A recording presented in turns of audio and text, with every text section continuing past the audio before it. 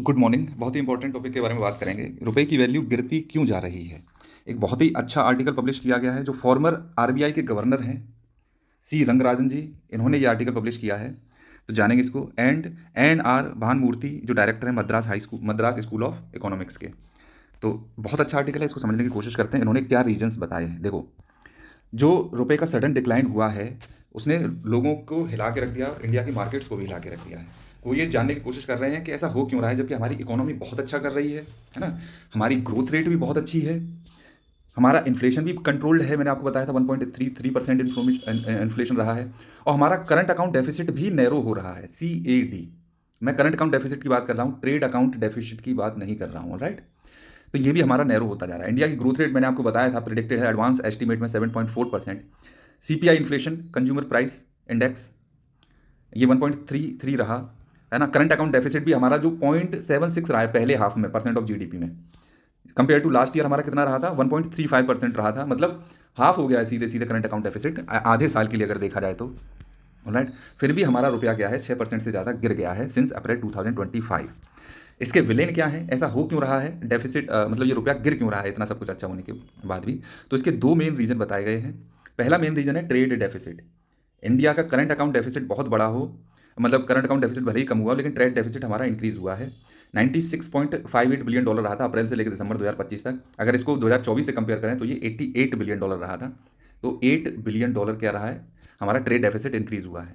जो current account deficit होता है उसको, मतलब जो करंट अकाउंट होता है बेसिकली वो ट्रेड अकाउंट प्लस इनविजिबल्स इसमें रहते हैं। इनविजिबल्स में क्या आता है, SIT, S for services, I for interest, T for transfer payments, alright. तो ये आप याद रखिएगा। दूसरा जो रीजन बताया है, जो मेन रीजन है, कल्प्रिट है, वो है कैपिटल आउटफ्लोज। इंडिया से डॉलर बहुत बाहर जा रहा है। जितने भी इन्वेस्टर्स हैं, मैंने आपको कई बार न्यूज़ में बताया है, FPIs पुल आउट हो रहे हैं, FDI भी बहुत कम हो गया है। तो ये मेन विलेन है। STD आउटफ्लो हो रहा है बिकॉज ऑफ डोनाल्ड ट्रंप, है ना। उन्होंने हमारे ऊपर 50% इम्पोर्ट ड्यूटी लगा दी है, जिसमें 25% टैरिफ क्या है, रेसिप्रोकल टैरिफ है, कि इंडिया USA के प्रोडक्ट्स पे हाई टैरिफ लगाता है, इसलिए USA ने भी 25% रेसिप्रोकल टैरिफ लगा दी है। प्लस एडिशनल 25% पेनल्टी लगाई है, क्यों, इंडिया रशिया से ऑयल परचेज कर रहा है। उसके बाद धमकी और दे दिया हमें कि हम एडिशनल 25% टैरिफ और भी लगा सकते हैं। नहीं समझे, क्यों, क्योंकि हम ईरान से ट्रेड कर रहे हैं। प्लस एक बिल भी ये लेके आने वाले हैं जिसमें 500% तक टैरिफ लगाने की बात की जा रही है, जो USA की दुश्मन कंट्रियां हैं उन पर, जो उनकी बात नहीं मानते बेसिकली। भले ही हम ईरान से ट्रेड नहीं करते, हमारा ईरान के साथ ट्रेड 0.5% ऑफ हमारी टोटल ट्रेड हो, लेकिन फिर भी जो 25% टैरिफ है वो ईरान की वजह से हमारे ऊपर आगे लगने के चांसेस हैं। तो इसकी वजह से क्या होता है, जब टैरिफ हाई लग जाएंगे तो इन्वेस्टर्स का कॉन्फिडेंस इंडिया की इकोनॉमी में हिल जाता है, तो वो अपना पैसा लेके इंडिया में ना आके जो पैसा इंडिया में ऑलरेडी लगाया हुआ होता है उसको भी लेके बाहर चले जाते हैं। यही हुआ है। अगर आप देखोगे जो नेट कैपिटल आउटफ्लोज हुए हैं, बाहर पैसा गया अप्रैल से लेकर दिसंबर तक, वो $10 बिलियन गया है ना। और जबकि 2024 से 25 तक की बात करें तो मतलब, अच्छा ये इन्फ्लोज हुए थे, सॉरी, जो नेट कैपिटल इन्फ्लोज थे अप्रैल दिसंबर 2024 में, वो हमारे $10 बिलियन आए थे। $10 बिलियन इनकमिंग हुई थी पैसे की। लेकिन सेम पीरियड अगर हम 2024 की बात 2025 की बात करें, अप्रैल से दिसंबर 2025 की, तो हमारा नेट आउटफ्लो हुआ है, मतलब माइनस के 3 बिलियन, मतलब $3.9 बिलियन, लगभग $4 बिलियन हमारी कंट्री से पैसे ये लोग निकाल के भाग चुके हैं। तो बहुत ज़्यादा कैपिटल आउटफ्लो हो रहा है। कहाँ पहले इनफ्लो ज़्यादा हुआ करता था, अब आउटफ्लो ज़्यादा हो रहा है। नेक्स्ट इसको अगर देखें, इसमें और क्या बात हो सकती है।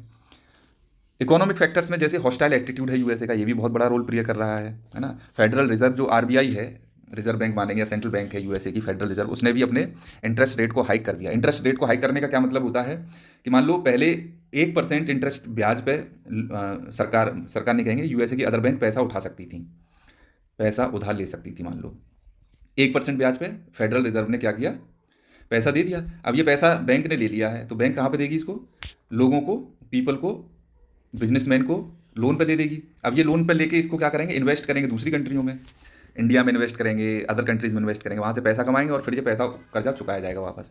तो चूंकि अब इंटरेस्ट रेट ही हाइक कर दिया, अब ये 1% की जगह मान लो 8% पे ब्याज पे पैसा देंगे, तो क्या कोई इनसे पैसा लेगा, नहीं लेगा। तो लिक्विडिटी की कमी ऑलरेडी USA में हो जाएगी। जब USA में लिक्विडिटी की कमी होगी तो इंडिया में भी इन्वेस्टमेंट कम आएगा। प्लस अगर ये 8% ब्याज दे रहे हैं उधार लेने पर, तो जाहिर सी बात है ये सेविंग्स रेट भी थोड़े से इंक्रीज कर देते हैं। मान लो अभी इनको 0.1% सेविंग रेट्स पे ब्याज मिल रही हो, तो इसको बढ़ा के मान लो ये 4% कर दें, तो जाहिर सी बात है USA की जो इकोनॉमी है बहुत ही स्टेबल है, और लोग बाहर पैसा कम लगाएंगे ही क्यों, जब सेविंग्स रेट में हमको 4% ब्याज USA की बैंक दे देंगी, तो ये लोग बाहर पैसा जमा ही नहीं करेंगे, बाहर की बैंकों में पैसा देंगे ही नहीं, अपने USA में ही सेफ पैसा रखेंगे। तो ये भी एक तीसरा मेन रीजन रहा है। RBI ने क्या इंटरवेंशन किया है, इसकी पहले थोड़ी सी हिस्ट्री जान लेते हैं। जो इंडिया की एक्सचेंज रेट रिजीम है उसको चेंज किया गया था 1993 में, जब हमने 1991 में एलपीजी रिफॉर्म लेके आए थे तो हमने फ्री फ्लोट कर दिया था रुपए को। बट इसकी वजह से ये नहीं मान सकते कि आरबीआई अब लाइफ में जाके कभी इंटरवेंशन ही नहीं करेगा। ऐसा नहीं है, आरबीआई ने इंटरवेंशन किया है और इंटरवेंशन करता रहता है, पर ये इंटरवेंशन इसलिए नहीं होता है कि हम रुपए की वैल्यू पैग कर दें किसी भी चीज़ से, है ना। बट हम ये किसके लिए करते हैं, अपने रुपए की वॉलेटिलिटी को रिड्यूस करने के लिए करते हैं कि एक साथ रुपए की वैल्यू बहुत ज़्यादा कम ना हो जाए, बहुत ज़्यादा दिक्कत ना आ जाए लोगों में, इसके लिए हम इसकी वैल्यू को कंट्रोल करके रखते हैं। लेकिन ये टर्म वॉलेटिलिटी है क्या, इसको कभी डिफाइन ही नहीं किया आरबीआई ने, तो इसकी वजह से भी बीच बीच में हम हर छोटी मोटी चीज़ के लिए भी इंटरवेंशन करते रहे हैं। ऑलराइट, तो आरबीआई ने ये बोला है कि reducing volatility means not only reducing fluctuations around the prevailing levels but also moderating the fall of rupees value. मतलब जो रुपए की एक साथ जो वैल्यू गिरती है उसको एक साथ न गिरने देने, धीरे धीरे करके गिरने देना है। जितने भी झटके लगते हैं रुपए की वैल्यू को, उसकी एक कीमत होती है ना, कि पैसा लेके भाग जाएंगे लोग, है ना। एक्सपोर्ट एग्जाम में इम्पोर्ट तो जब तुरंत ही महंगे हो जाते हैं, लेकिन एक्सपोर्ट्स को चीप होने में टाइम लगता है। तो ये शॉक्स होते हैं, इसको मॉडरेट करने के लिए भी रुपए का जो फॉल है वो मॉडरेट करने की ज़रूरत पड़ती है। हालांकि ये इंटेंशन नहीं होता है कि आरबीआई पैसे की गिरावट को रोके, लेकिन इसको स्लाइड करने देना होता है स्मूथली, धीरे धीरे करके स्लाइड करने देना होता है ना, तो वॉलेटिलिटी रिड्यूस हो जाती है। अब ये पूछ रहे हैं, ये दोनों लोग बोलते हैं कि डिवॉल्यूशन क्यों नहीं कर देती भारत की सरकार, है ना। तो देखो, डिवॉल्यूशन करने से थोड़ा सा नुकसान होता है, लेकिन डेप्रीशिएशन करने से, मतलब डिवॉल्यूशन एक सर्टेन केस में किया जाता है जब रुपए की वॉलेटिलिटी बहुत ज़्यादा बढ़ जाए और उससे नुकसान ज़्यादा हो रहा हो, है ना। अभी हमारी इकोनॉमी में सब कुछ अच्छा अच्छा चल रहा है, तो हम डिवॉल्यूशन ही होने देते, सॉरी डेप्रीशिएशन होने देते हैं, रुपए की वैल्यू ही गिरने देते हैं, डिवॉल्यूशन नहीं करते हैं। डिवॉल्यूशन गवर्नमेंट मतलब इंटरवेंशन करके करती है खुद से, एक्ट वगैरह ला के, तो हम डिवॉल्यूशन नहीं करते हैं।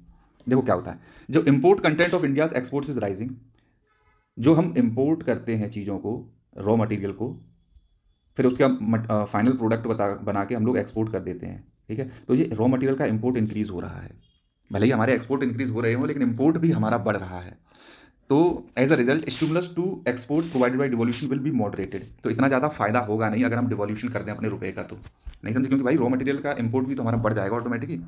फर्दर अगर देखा जाए, जो यूएसए ने हाई टैरिफ लगा रखे हैं, तो हमारे जो इंडिया के मैन्युफैक्चरर्स हैं उनको एक्सेस ही नहीं मिलेगा वहाँ के मार्केट का, यूएसए की मार्केट का, है ना।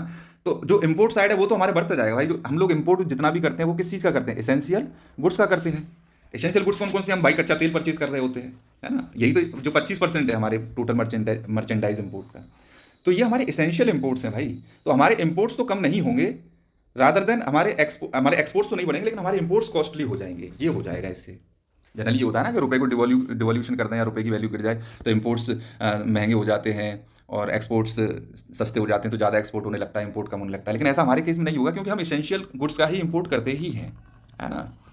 तो और फिर रुपया की वैल्यू अगर डिवॉल्यूशन कर देंगे तो उससे इन्फ्लेशन भी बढ़ जाएगा, बेमतलब में इन्फ्लेशन बढ़ाने की क्या ज़रूरत है।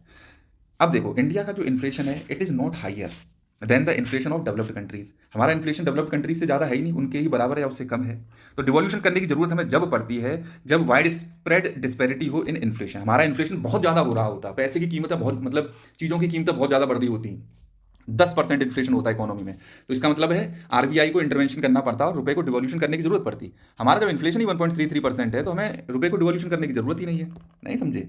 यही सारी चीज़ें इसमें बताई गई हैं। The fall in the value of rupees in the last 1 month has been caused by fears. जो रुपए की वैल्यू गिर रही है वो फियर की वजह से ही कर रही है कि यूएसए ने 50% टैरिफ लगा रखा है, हम और ज़्यादा टैरिफ लगा देंगे, 500% टैरिफ बिल लेके आ जाएंगे। तो इंडिया को यूएसए ने टारगेट किया हुआ है, इसकी वजह से ही इन्वेस्टर्स का कॉन्फिडेंस हिल गया है इंडिया की इकोनॉमी में।